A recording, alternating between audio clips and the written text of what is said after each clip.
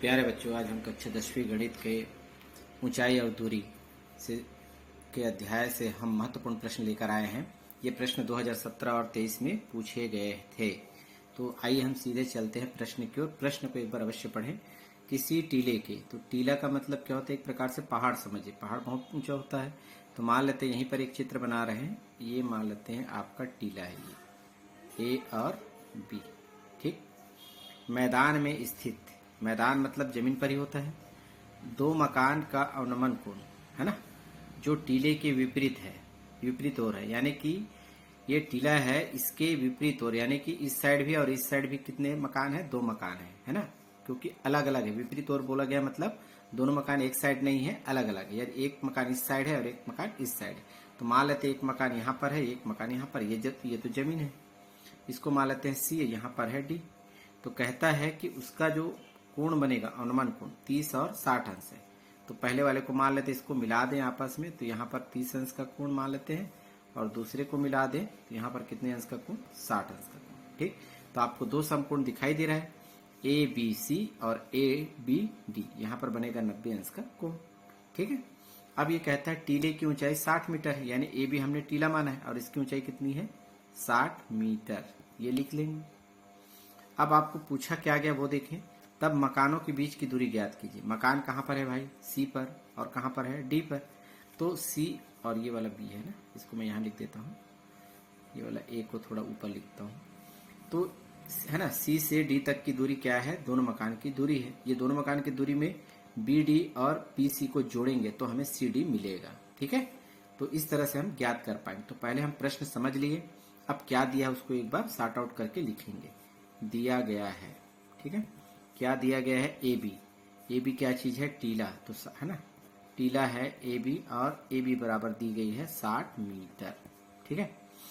अब यहां पर देखो कोण कितना दिया गया है? 30 अंश। तो सी पर बना है तो ए सी बी ऐसा लिखेंगे। कोण ए सी बी बराबर 30 अंश।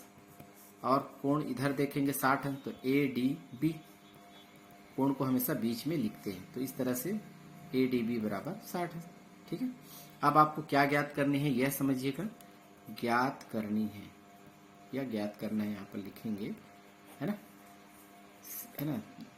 दो मकानों के बीच की दूरी, दो मकानों की बीच की दूरी। तो सी और डी है, तो सी डी बराबर क्या लिखेंगे? बी डी प्लस बी सी।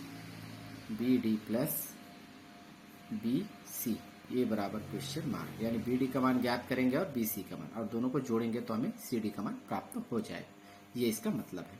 तो आइए हम देखते हैं, दो हमारे पास त्रिभुज बन गए। हम इस साइड वाले को पहले हल कर लेते हैं। त्रिभुज ए बी सी, क्योंकि यहाँ पर भी 90 अंश का कोण बनेगा, और 90 अंश का कोण बनता है वो समकोण त्रिभुज होता है। इसी में हम पाइथागोरस प्रमेय का उपयोग करेंगे। तो समकोण त्रिभुज यहाँ पर लिख सकते हैं, ए बी सी समकोण त्रिभुज है। तो इसलिए टेन का फार्मूला लगाएंगे, क्योंकि ये क्या कहलाएगा? आपका लंब होगा, ये आधार भुजा होगा, ये होगा कर्ण। ठीक है। तो क्योंकि कोण के सामने, ये कोण कितना है? 30 अंश, और कोण के सामने की भुजा हमेशा लंब होती है, तो ए भी लंब कहलाएगी। तो हमें टेन का प्रयोग करेंगे। टेन थीटा बराबर फार्मूला होता है लंब बटा आधार। तो लंब भुजा है आपका ए बी, और आधार भुजा आपका क्या है? P C. ठीक है। अब हमें थीटा का मान कितना है दिया गया है? यहाँ पर 30 अंश, तो टेन 30 डिग्री यहाँ पर लिख लेंगे। ए बी का मान कितना है हमारे पास? 60 मीटर, तो 60 को भी लिख लेते हैं। बी सी, बी सी आपको ज्ञात करना ही है, तो बी सी ही लिख लेते हैं। अब यहाँ पर देखें कंटिन्यू, टेन 30 डिग्री का मान होता है 1/√3 बराबर 60 बटा बी सी। बी सी का गुना 1 से करेंगे, त्रियक गुना, तो बी सी होगा, और 60 का √3 से गुना करेंगे तो 60√3। चूंकि ये मीटर में दी गई है तो मीटर आप लिखेंगे। इस तरह से हमें एक समीकरण के प्राप्त हो गया पहले त्रिभुज से। इसी प्रकार से दूसरा त्रिभुज ए बी डी पर देखेंगे। त्रिभुज ए बी डी कौन सा त्रिभुज है? ये समकोण। तो समकोण है, तो क्या करेंगे? यहाँ पर हम देखेंगे थीटा का मान, तो इसमें भी क्या करेंगे? टेन का प्रयोग करेंगे। टेन थीटा बराबर लंब क्या है आपका? ए बी है, और आधार भुजा क्या मिलेगा आपको? बी डी मिलेगा, ये बी डी। और थीटा का मान कितना है यहाँ पर? 60 है, तो लिखेंगे टेन 60 बराबर ए बी का मान लिखेंगे 60